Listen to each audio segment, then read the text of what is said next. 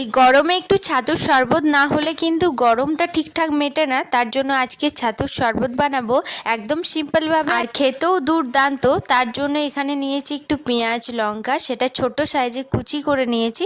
তারপর নিয়েছি ছাতু, একটু হাজমোলা, স্বাদ মতো বিট লবণ। এবার গ্লাসের মধ্যে দিয়ে দিলাম ছাতুটা। 3-4 চামচ ছাতু দেওয়ার পর ওটা আমি নর্মাল জল দিচ্ছি, আমি কোনো ঠান্ডা জল ইউজ করছি না। হ্যাঁ, হালকা ঠান্ডা জল আছে, অতটা নয়। তারপর এখানে যে পেঁয়াজ আর লঙ্কা সেটা আমি দিয়ে দিলাম, একটু বিট লবণ, আর দিচ্ছি লেবুর রসটা, যে কোনো হাজমোলার একটা প্যাকেট দিয়ে দিলাম। ওটা গুঁড়ো করে নিয়েছি আগে, না তো এই রকম গোটা দেওয়ার পর ওটা কিন্তু ম্যাশ হয় না, সেই জন্য আমি এইভাবে দিলাম। এটা সুন্দরভাবে আমি মিশিয়ে নেব।